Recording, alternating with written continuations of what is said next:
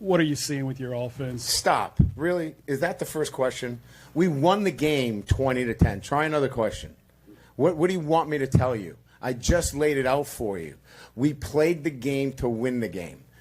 We played the game to win the game. All right. How about third down then? What is going on with third down? It's one game. Hello, everyone. Welcome to First and Short, your first place to get short bits of college football news and analysis. My name is Aaron. I'm here with my co-host, Mashfik. What you just listened to was Brian Kelly talking back to a reporter about their 20-10 win against Florida. We're going to talk more about that in a bit, but let's talk about what else is going to be on the agenda for today. We're going to talk about UCLA a little bit. They just fired in real time, probably 20-30 minutes ago, their head coach, Deshaun Foster. We're going to talk about UGA and their win in overtime against Tennessee in Knoxville and good old Rocky Top. We're going to talk about how we went to the Clemson and Georgia Tech game and got some live college football experience and just being in that atmosphere of that thriller. And then we're going to talk about how we did in our picks and in our underdog picks, and we're also going to talk about who had the saddest Saturday in our Saturday segment. But first things first, let's go back and talk and analyze that video with Brian Kelly. The reporter basically, he gets onto the podium and they're asking him about third down conversions and just how poorly, if you want to call it, his offense performed. Just off the rip, he went 4 for 14 on third down, and ultimately he still won the game 20-10 against Florida. Good defense on that Florida team too. Yeah, really, really, really great defense. Mash, do you have any initial thoughts on that? I mean, I kind of get both sides of it. Like, the reporter's doing his job. He needs, if you're working for a Louisiana, Baton Rouge newspaper, you need to ask those questions because you need to write things for your newspaper. Brian Kelly's job is to win football games, and it's a long season, and not every game is going to be great. Not every game is going to be 100-0. Some games are going to be slugfest like that, especially like a good Florida defense, like we just mentioned. So not like I said, not every game is going to be 100-0. Some of them are going to look like 20-10, but a win's a win, I think, especially in this situation. I definitely agree. Ultimately, Brian Kelly's finding a way to win, right? In past seasons, LSU fans have been complaining about, not winning the season opener, not winning against those rivals or those SEC foes they face every year. The fact of the matter is the guy's finding a way to win this year. I said earlier in one of our earlier episodes, when he was potentially one of our coaches that's in the hot seat, there is a certain standard at LSU that is very high. But what I really want people to do is really take a step back and appreciate and, not take advantage of the position the team is in right now. I mean, we're talking about an undefeated team right now. We're talking about a team who's going to be ranked in the top 4 next week. Like, of course there's always time to improve, always time to have better performance. But the bottom line is he is finding a way to win week in, week out. Right. Yeah. I used to live in Baton Rouge. I know how important this game is against Florida, specifically to the people that live in Baton Rouge and, LSU fans. So for him to be able to do that, at night in Death Valley, I think that's all that matters. Like you said, there's going to be time to improve. It's a long season. Yeah, maybe third down efficiency bites them later, but that's something that they can work on. That's why they play a whole season and not just one game. But moving on to another coach who's maybe not doing so well, like you said, Deshaun Foster. While we were wrapping up, our preparations for this episode, Deshaun Foster at UCLA head coach, he just got fired. I don't know what else there is to say. He had a terrible start. The bottom line is UCLA was 0-3 with Nico Iamaleava. They lost to 2 Group of 5 teams, UNLV and New Mexico. And I think that was just the final straw. It's the program's worst start in years, and the team looked completely outmatched in every single game. Unfortunately, there was just zero improvement over this last year. You get this high level quarterback. Fans expected a bounce back year when you have someone at the quarterback position like Nico Iamaleava, but the offense was a mess. The defense was giving up large chunk plays all the time. There were just no signs of progress under Deshaun Foster's leadership. While Foster, was a beloved alum of this school, he just had no head coaching experience. He was really, if you guys have ever seen the press conference when he was like first introduced, where he was like, "What you need to know about UCLA? We're in LA." From that moment, you knew this wasn't gonna end well. He had no head coaching experience, and that inexperience really showed on the field. His team struggled, with discipline and overall performance throughout his tenure. Unfortunately, the price tag is pretty costly. Not only are they paying Nico a lot of money, not only did they pay their the New Mexico Lobos a bunch of money to come play and lose to them, his price tag is pretty costly as well. They're gonna have to pay out over $6 million to this guy, so it's hard to feel bad for him. But that is a huge price tag for a program already dealing with low attendance and lack of excitement for the future of this program. It's hard to take over. Chip Kelly was the coach here before he went on to be an offensive coordinator at Ohio State when they did their national title run. It's hard to take over in that situation. We'll see how interim head coach Tim Skipper will do. He was also an interim head coach at Fresno State, where he led them to a 7-7 season and also had a bowl win. So maybe something will get better there. Moving along to the rest of the league, let's just look at it high level. How do we feel about this weekend as a whole? The Big Ten is mostly still playing like out of conference games, so not much in terms of observations there. The ACC and SEC, they're getting into their conference schedules. We'll talk about a few of those games in a little bit. The Big 12, I wanted to cover this real quick. Iowa State and Houston are top 2 in the leaderboards in the Big 12.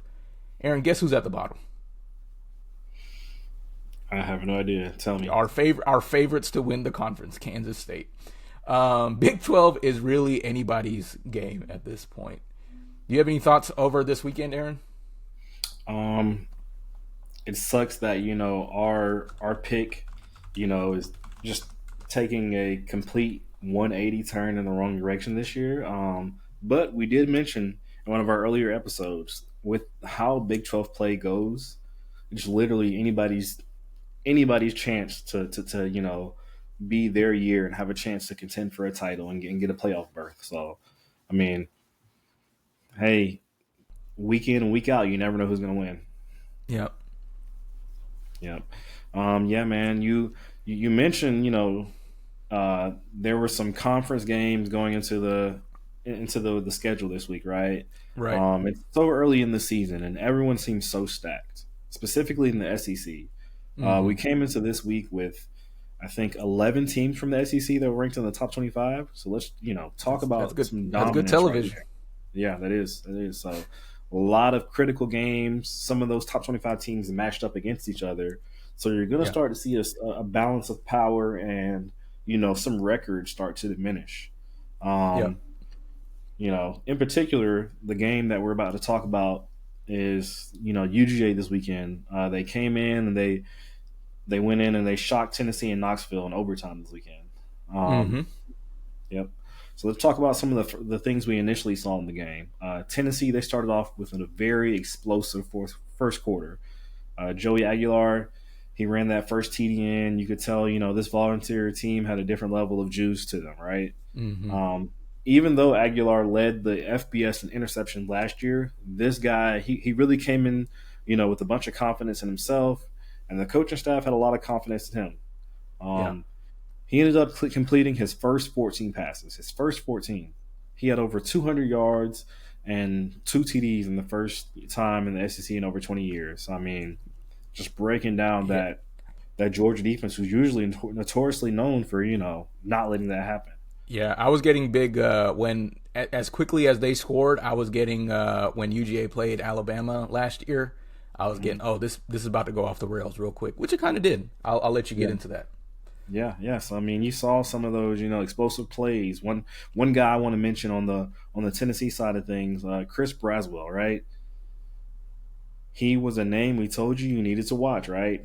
Didn't realize we were going to have to be watching him that much, but he had a monster 72-yard touchdown reception that was one of Tennessee's 3 in the first quarter, and only 2 other teams have been able to score 3 touchdowns in the first 3 possessions on a Kirby Smart led team. So that's a pretty good statistic. Your cream rising to the top, basically, exposing a Kirby Smart defense. How do you think Tennessee was able to be so successful in the first quarter? What were they doing? Did they just catch Georgia off guard, or what was going on? I think there were so many factors that played into that first quarter and those first 3 drives. One, the environment. I think the environment definitely, played an initial part into it. I know it got into the nerves of the young UGA team being in a crowd of over 100,000 people. But the offensive coordinator in Tennessee's offense, they did a really good job of mixing up their plays. You saw a little bit of run, a little bit of passing misdirection, and then they didn't waste any time taking their deep shots when they wanted to. So again, hats off to Joey Aguilar and his receiving core, because they executed when they needed to.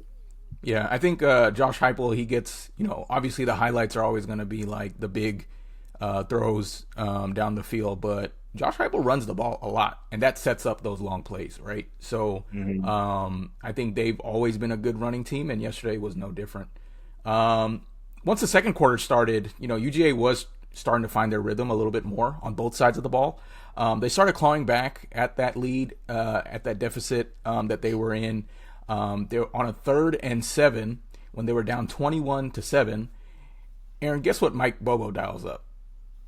A screen pass to Zachariah Branch, and a screen pass. Yep, and he takes it in for a 36-yard touchdown, blazing fast speed. We'll take a look at some of the touchdowns that Georgia had later on, but on defense, they were able to make some adjustments to contain Aguilar. In the second quarter, Tennessee went punt, interception. Much different than how the first quarter went. This is also about when you want to start buying some stock in Stockton. He's getting into a flow with his receivers that will continue to become a strength in the second half that we'll talk about in a bit. In any case, at halftime, the score is now 21-17 Tennessee. So Tennessee didn't score any points in the second quarter. At the end of the day, we know UGA won this game. Aaron, I wanted to ask you, what adjustments did they make at the half? What adjustments did UGA make at the half that made them successful? Sure. So I think at least for 1 or 2 drives in the second half, UGA came out and they really were playing their brand of football, right? Being dominant, establishing that run game, and then, once you establish that, making plays and developing other types of matchups after establishing that. Like I said, they started out the third quarter with a touchdown drive. They had 14 plays, 13 of them were runs. So again, I think they were giving their young offensive line confidence by controlling the ball and letting them punish the defensive line. A lot of time as an offensive lineman, you have to, when you're pass blocking, it's all about protection. But all those runs, they had a chance to really set some dominance and really try to bully that defensive line back. Yeah. I think that first drive chewed up the entire. I think that first drive that they had chewed up almost an entire half with that one drive.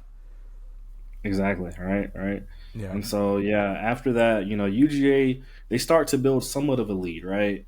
Their defense even gets another interception before Joey Aguilar hits Brazel again for a deep TD, and he takes the lead 28-27 going into the fourth. So tell me a little bit about what you saw going into the fourth quarter, Mash. The momentum was going back and forth. I was watching this game on my phone. I was at a friend's housewarming party. I was not involved in the party at all. I'm just in the kitchen walking back and forth, just watching this thing on my phone, right? Like I said, momentum shifts on both sides. It was that's what makes a classic game, I think, momentum shifts. And lead changes for both of these teams. They kept going back and forth. And that was the case up until near the end when Gunnar Stockton gets sacked and fumbles the ball and you start to get this feeling, is this about to happen? Is Tennessee about to make this, a reality? Tennessee gets a field goal after that sack and fumble. Tennessee has UGA on 4th and 6 with 2:32 left in the game. Tennessee's up by 8 points. Now you're starting to think, wow, Josh Heupel and the Volunteers are about to win for the first time in 8 years in front of the loudest recorded group of human beings in history. And then Gunnar Stockton delivers a 28-yard touchdown to London Humphreys. What were all those questions again about Gunnar Stockton not being able to make the big throws? Like, is that something that we're still asking ourselves? All right, anyway, we'll get into that in a bit. The game's not over yet. Tennessee gets the ball back, and they are driving very effectively down the field. They get into field goal range. At this point, I'm in the bathroom. The problem is, for Tennessee, every time the camera cuts to the kicker, you can see the fear in his eyes. This guy he's not ready for this moment. That and the false start penalty causes him to miss wide right. So game goes into overtime. Tennessee ends their first drive with a field goal. UGA ends up winning the game in overtime with a rushing touchdown with transfer running back Josh McCray. It was a rushing touchdown that needed some video review, but it was a touchdown, and fortunately no players had to dodge any mustard bottles on the way out of the stadium. So UGA wins the game. Instant classic, I think. There are a couple of plays, Aaron, that I wanted to analyze with you. One's a touchdown by Brazel, and one was the touchdown by London Humphreys. So we will get started on this first play. So once again, this will be the Chris Brazel touchdown in the third quarter. So Aaron, before we get started here, this is the offense, this is the defense. Tennessee has the ball. What are you seeing here? Chris Brazel, he's all the way up top. It looks like man-to-man coverage, or what is the offense showing? What is the defense showing here? Tennessee's looking, like they're in a pretty wide shotgun spread. I can't really tell what Georgia's running in terms of their defense yet, but I think they got a lot of DBs back to be prepared for those explosive plays. Unfortunately, on this one, it didn't end in the way they wanted to. So if you run the play, let me turn the sound down. All right. If you run the play, you can kind of see that there's one-on-one coverage. The DB looks like he's in, great position. He just doesn't execute and time his jump correctly. Kind of looks like, Brazel kind of puts a hand on him, but it was determined that, it wasn't anything that was impactful enough to be called offensive PI. Hey, Brazel's a great, 6'5" receiver. I expect to see so many more explosive plays like this when he's one-on-one in coverage in future games. Mm-hmm. In retrospect, what could UGA have done better on this specific play? Hey, I think they did everything they wanted to from a play calling standpoint. They had their DB in position. It's supposed to be best on best. Sometimes you just got to execute. You want those plays where you have your DB exactly where he needs to be, and he essentially he did what you want an aggressive DB to do, which is turn around, find the ball, and play receiver. But if you're going to play receiver and try to go after the ball, make sure that you're going to be the one going to get it and bodying off the receiver. And instead, Gotcha. He kind of got bodied off and jumped over. All right, so that's that play. The second play I wanted to go over with you was the touchdown pass by Gunnar Stockton on that fourth down to London Humphreys. Let me turn that off. Okay, so similar question. What is UGA showing on the offensive side? What is Tennessee anticipating that Georgia does? It is 4th and 6 on Tennessee's side of the field. Only 2 minutes left. Based on their kind of formation, what do you think Tennessee thinks Georgia is going to do versus what actually happens? Sure. So I think in this play right here, at this point in the game, Tennessee's licking their chops, right? They've disgruntled that offensive line a lot of the second half. They've just, not too far back, sacked Gunnar Stockton, made him fumble the ball. So I think it looks like they're trying to send pressure and, not give him any time to make any type of read. I'm sure they're assuming that Georgia's going to try to go for the first down and not necessarily a home run ball, but Right. Georgia saw the one-on-one play quickly, and if you run the play,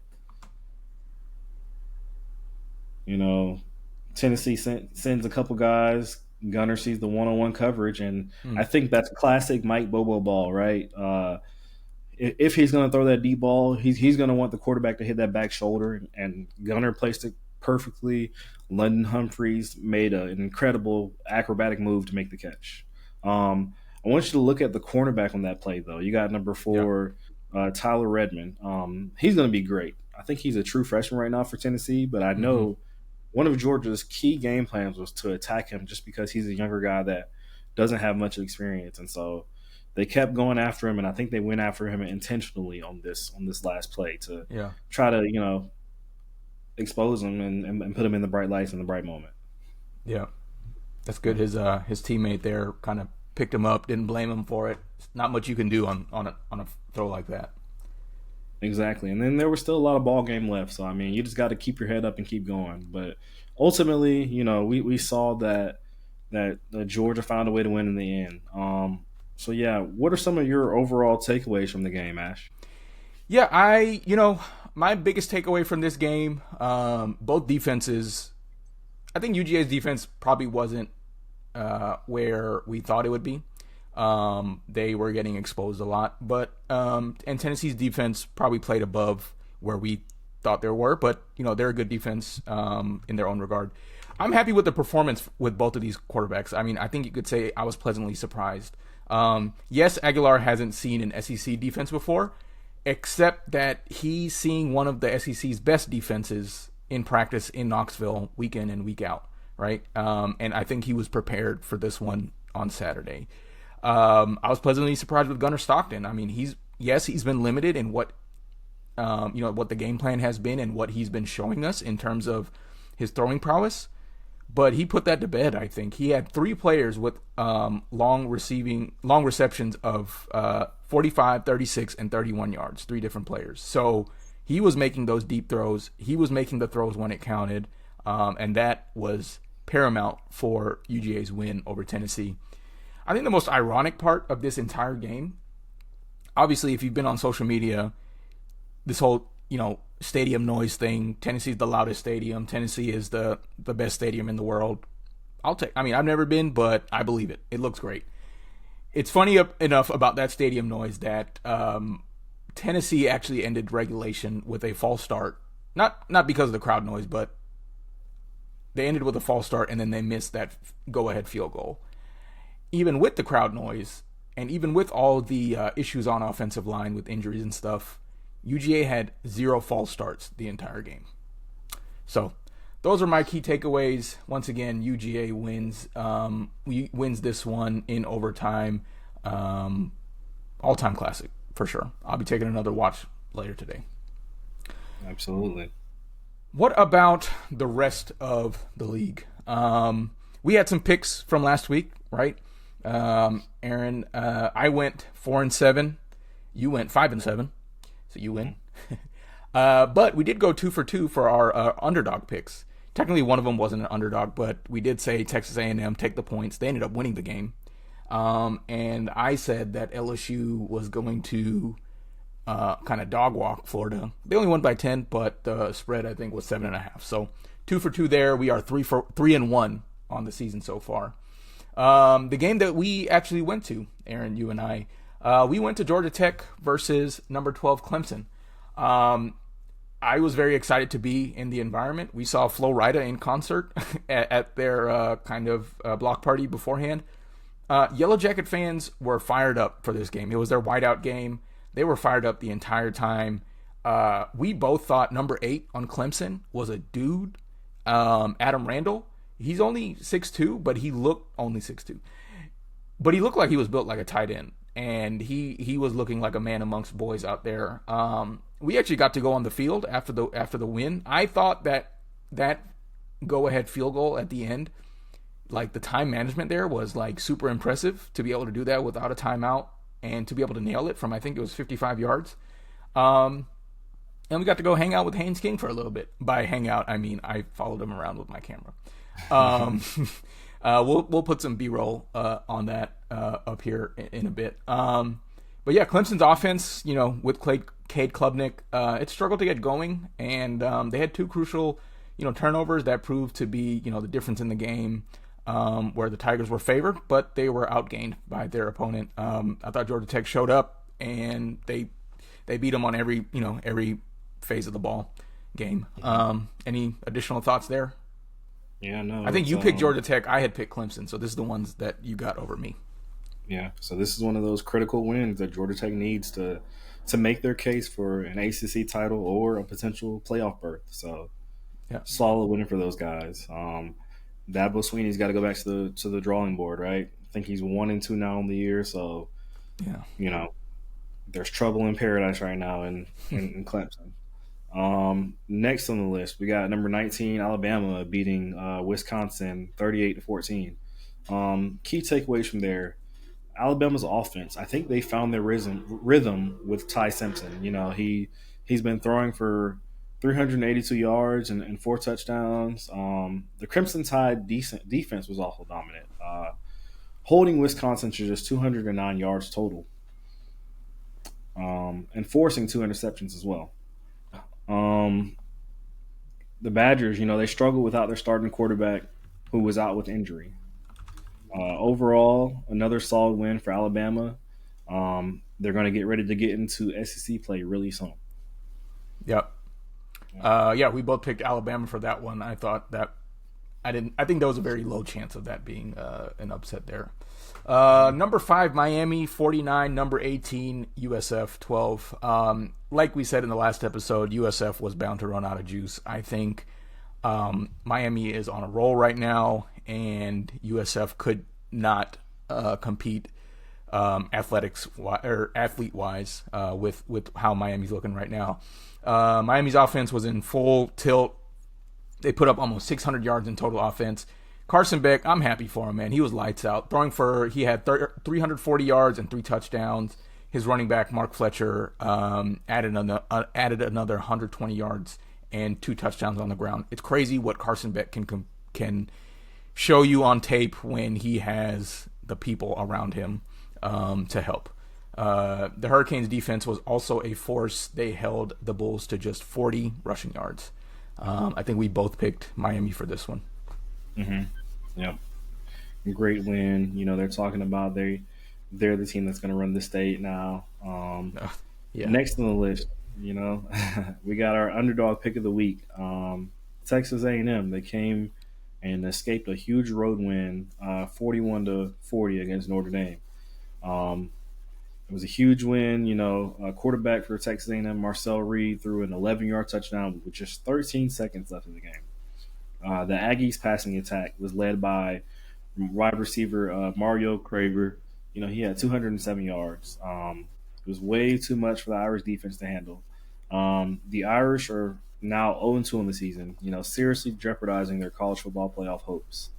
September is about halfway over, and Notre Dame has still not won a football game this season. That is something that's almost unheard of, Yeah. Yep. Texas A&M. This is their first ranked road win since 2014. So, pretty cool statistic there. Yeah. That's over 10. That's 11 years. Good. Mike Elko's got him on the right track. We talked about Brian Kelly earlier. Number 3, LSU put up 20 points against Florida. They've scored 10. LSU, you could say LSU's defense was the hero of the day, but DJ Lagway was just throwing them up there and throwing it to the wrong team, unfortunately. Mm-hmm. The Tigers intercepted Florida quarterback DJ Lagway 5 times. One of those picks going for a 58-yard pick 6 in the second half, and I don't know. Florida just looks broken right now. Billy Napier looks out of the water, just doesn't know what to do right now.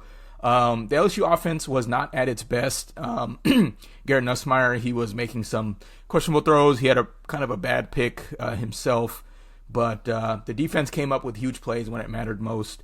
Florida is going to be one of our Saturday teams.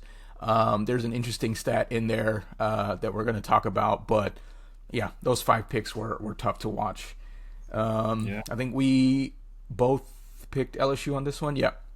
Mm-hmm. Yeah. Yep, man. Hey, man, the Florida Gators and Billy Napier, right? They got to figure out how to pull it together. I think he's going to struggle to maintain the motivation and confidence of his team after this week, but he's got to figure it out, or else he's going to move closer and closer to the top of our hot seat list, right? Yeah. Yep. Moving on to the next game, we had Vanderbilt coming into Columbia, South Carolina, and they, were another huge upset in the SEC this weekend. Vanderbilt's defense played an incredible game. They forced 4 turnovers, and they held the Gamecocks to just 7 points. I know Lenore Sellers, I think he went out in the second quarter with an injury, and the Commodores took full advantage of that. They snapped a 16-game losing streak to the Gamecocks. Hats off to the Commodores and to Diego Pavia, right? I mean, he had an outstanding game as well. Yeah, I mean, yes, you could say, I think we both picked South Carolina on this one. Obviously, we don't want to see any injuries, especially to Lenore Sellers, like your quarterback. But even without Lenore Sellers, like Vanderbilt still put up 31 points. Lenore Sellers doesn't play defense. Vanderbilt still put up 31 points, and I think that's pretty impressive for Clark Lee and his program. Mm-hmm. Okay, so I think that wraps up all of our kind of the games that we wanted to cover. We want to go into our last segment, Saturday, and figure out which team had the Saturday. So, Aaron, you want to kick us off there? Sure. So, yeah, I'm going to, just read off the list of teams and their stats, and Mash is going to make the picks this week. So, to explain the Saturday segment one more time, we have 4 teams who essentially, had, statistically bad games or bad things happen to them on Saturday. And so we're going to put them into a tournament style bracket and, rank them and make them compete against each other to see who had the saddest Saturday. So the list is 1 through 4. We got, Florida ranked number 1, UCLA ranked number 2, South Carolina at number 3, and Texas at number 4. So 1 and 4 are going to go against each other first. So we got number 1 Florida. We got DJ Lightway. He had 5 picks, but another statistic that he had, he was 13 more first downs and 37 minutes time of possession. So, they basically control the ball, but the interceptions track with what happened when they had the ball, right? Yeah. And then you had Texas, number 4. They had Arch Manning. He had a QBR rating of 26.5. So, Mash, who had the Saturday out of these 2 teams? Yeah, I think I'm going to have to go with Florida on that one just because that was a good game. I understand Arch didn't have a great game, but they were playing – who were they playing? UTEP or something? It's understandable if you don't want to put Arch on full display there. So a low QBR, it can make sense. 5 picks, and especially those other numbers that basically track with the 5 interceptions. You had 13 more first downs than LSU, and you had 37 minutes of time of possession, but still, lost the game. That's a sad day. Mm-hmm. Yep, nope, I definitely agree with you there. Hey, I'm interested to see, Texas. They've been playing cupcake teams the past 2 weeks. I'm interested to see them get into some of their conference play really soon. I know, right? Yeah. Okay, so at number 2, right, you got UCLA, who just recently fired their head coach, but they were also 3 of 11 on third down conversions, and we have them faced off against the University of South Carolina, only scoring 7 points in the first quarter, and then that's it. So who had the Saturday out of those 2 teams? We've been picking on UCLA for a while. I think I'm going to pull our committee card. I'm going to have to go with South Carolina. 7 points in the first quarter. I understand. Well, Lenore Sellers went out in the second quarter, right? You have Nick Harbor still, right? Like, throw it to him. 7 points in the first quarter, and that being it is pretty sad. I'm going to go with number 3, South Carolina. Okay. So we got in the finals for this Saturday. We got number 1 Florida. Another bad statistic that they had is they only had about 2.9 yards per rush. So that's not very, dominant on the run game, establishing some type of cadence on offense. And then you also have, number 3 South Carolina. Both of the quarterbacks that came into the game this Saturday, they both threw interceptions. So, Mash, out of Florida and South Carolina, who had the Saturday? Yeah, I'm going to think, I'm going to go with Florida, 2.9 yards per rush. DJ Lagway's already having an issue, throwing the ball. Your running backs have to help. Your offensive line has to come through and create those running lanes to help your quarterback out. And clearly they're not able to do that either. So it sucks that our Saturday finals are 2 SEC teams, but that's just the way it goes sometimes. I think Florida was the Saturday, had the Saturday this Saturday. All the way around. So that wraps up this week. Appreciate you guys watching. We'll be back Thursday to talk about our Week 4 preview. Some of those games include Texas Tech at Utah. Auburn will be headed up to Oklahoma. Michigan will be playing at Nebraska. And Florida will be playing at Miami. So some great games to watch. I think, Big Ten is starting up their conference games. So lots to talk about there. We'll bring you our underdog picks, any news that comes up between now and then, and games that you should be tuned into. So until then, thanks for watching. This has been another episode of First and Short. Thank you.